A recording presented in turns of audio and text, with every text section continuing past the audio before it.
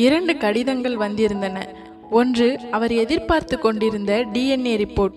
மற்றது அழகாக குண்டு குண்டாக அவருக்கு நன்கு பழக்கப்பட்ட கையெழுத்தில் முகவரி எழுதப்பட்டிருந்தது. ஊட்டி கான்வென்ட் ஹாஸ்டலில் இருந்து எழுதப்பட்டிருந்த அக்கடிதத்தை தான் முதலில் பிரித்து படித்தார். அன்புள்ள அப்பா, 15 வயது நிரம்பிய மகள் திவ்யாவிடமிருந்து கடிதம் வந்திருந்தது. ஆர்வத்துடன் தொடர்ந்து வாசித்தார். அப்பா, இனிமேல் உங்களை உரிமையோடு அப்பா என்று என்னால் அழைக்க முடியுமோ தெரியாது. ஆனாலும் நீங்கள் ஆவலோடு எதிர்பார்த்து காத்திருக்கும் டிஎன்ஏ ரிப்போர்ட் உங்கள் கையிற்கு வரும் முன் எனக்கும் உங்களுக்கும் இடையே இருந்த உறவை பற்றி மனம் விட்டு பேச விரும்புகின்றேன். அப்பா என்றால் பாசம், அப்பா என்றால் அன்பு. எனக்கு எல்லாமுமாய் நீங்கள்தான் இருந்திருக்கிறீர்கள். அம்மாவின் அலட்சியமும் அசட்டையும் உதாசீனமும் என்னை அம்மாவிடமிருந்து தூர விலகி போக வைத்ததாலோ என்னவோ உங்கள் மீது அதிகம் ஈடுபாடு கொள்ள வைத்தது. அன்பையும் பாசத்தையும் என் இதயத்தில் விதைத்துவிட்டு உங்கள் இதயத்தை மட்டும் எப்படி அப்பா உங்களால் கல்லாக்கி கொள்ள முடிந்தது? அம்மாவிற்கும் உங்களுக்கும் இடையே ஏற்பட்ட மனஸ்தாபம் பூதாகரமாய் வளர்ந்து இப்படி விவாகரத்தில் முடியும் என்று நான் கனவிலும் நினைத்து பார்க்கவில்லை.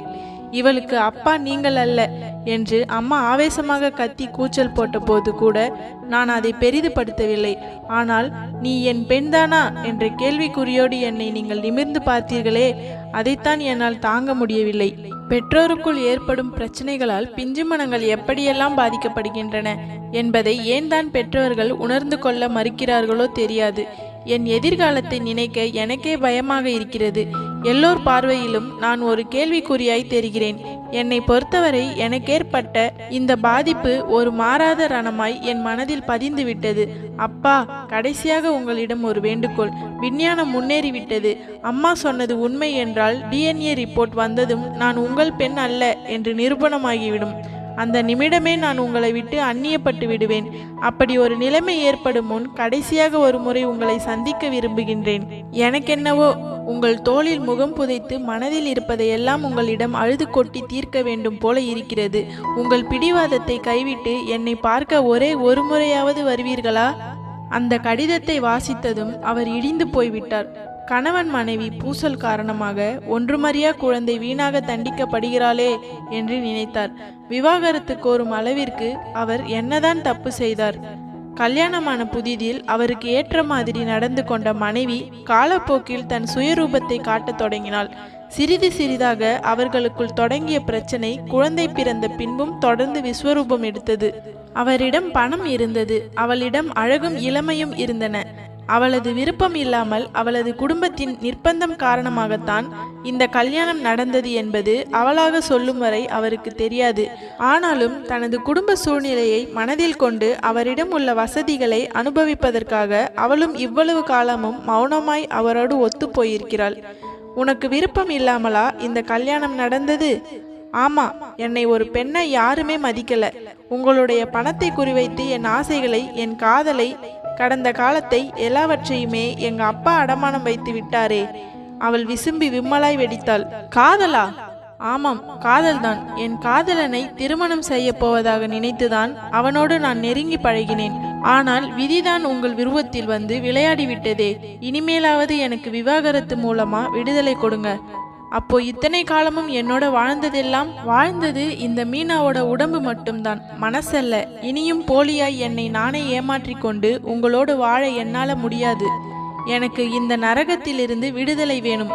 பிரிஞ்சு போகத்தான் வேண்டும் என்றால் அதை யாராலும் தடுக்க முடியாது. ஆனால் நம்ம பெண்ணோட கதி? நம்ம பெண்ணா? யார் சொன்னது அவ உங்க பெண் என்று? நீ என்ன சொல்கிறாய்? ஆமாம், திவ்யாவிற்கு அப்பா நீங்கள் இல்லை. இந்த பார், நம்ம குடும்ப வாழ்க்கையோட விளையாடாத. நான் விளையாடல, ஆனால் அதுதான் உண்மை. இடி ஒன்று தாக்கியது போல அவர் அதிர்ந்து போனார். அப்போ திவ்யா என்னோட பெண் இல்லையா? இல்லை. பொய். என்னை அவமானப்படுத்த பொய் சொல்ற. பிரியம்னுன்னா போய் தொலை. எதுக்காக இப்படி சித்திரவதை பண்ற? இப்போ திவ்யா உங்க பொண்ணு இல்லைன்னு நிரூபிக்கணும் இல்லையா? கடவுளே, நிரூபிச்சு காட்டுறேன். மனித மனத்தில் விழும் ஏமாற்ற பள்ளங்கள் குரூரமாக வக்கிரங்களால் நிரம்பிவிடும் போலும். அவள் அவனை அவமானப்படுத்தவே சதி தீட்டினாள். லீவுக்கு வந்த திவ்யாவை கட்டாயப்படுத்தி பரிசோதனைக்கு உட்படுத்தி ஹாஸ்டல் விருந்தினர் அரைவாசலில் எதிர்பாராமல் அவரை கண்டதும் ஒரு கணம் திகைத்து போய் நின்றுவிட்டாள் திவ்யா. அப்புறம் சமாளித்து கொண்டு, நான் உங்களுக்கு ஒரு கடிதம் போட்டேனே, கிடைத்ததா என்றாள். கிடைச்சதுமா. டிஎன்ஏ ரிப்போர்ட் இன்னும் வரலையா? வந்துடுச்சா? அவள் முகத்தில் ஏமாற்றமும் அதே நேரத்தில் அதன் முடிவை அறிந்து கொள்ளும் தவிப்பும் தெரிந்தன. நினைச்சேன், நீ தயங்கி நிற்கும் போதே உங்களுக்கு உண்மை தெரிஞ்சிருக்கும் என்று நினைச்சேன். தெரியும். அப்போ அம்மா சொன்னது அத்தனையும் உண்மைதானா? இல்லை, அம்மா சொன்னதில் உண்மை இல்லை. அம்மாவிற்கு என்னோடு வாழ பிடிக்கல. அதனால எனக்கு கோபம் மூட்டி என்னிடம் இருந்து விவாகரத்து வாங்கத்தான் அம்மா அப்படி சொல்லியிருக்கா. அப்பா, நீங்க என்ன சொல்றீங்க? டிஎன்ஏ ரிப்போர்ட்டை பார்த்தேன். நீ என்னோட பெண்தான். உண்மையாவா? ஆமாம், யார் என்ன சொன்னாலும் நீ என்னோட மகள்தான். அப்பா! அந்த ஒரு சொல்லுக்காகவே காத்திருந்தது போல அவள் பாய்ந்து வந்து அவரை கட்டி அணைத்து மார்பிலே முகம் புதைத்து விக்கி விக்கி அழுதாள். இன்னும் பெரிதாக நெஞ்சு வெடிக்க ஓலமிட்டு அழவேண்டும் போல அவளுக்கு இருந்தது. அழாதே அம்மா. அவர் பாசத்தோடு கண்ணீரை துடைத்து விட்டார். சட்டென்று அழுவதை நிறுத்தி அவள் அவரை நிமிர்ந்து பார்த்தாள்.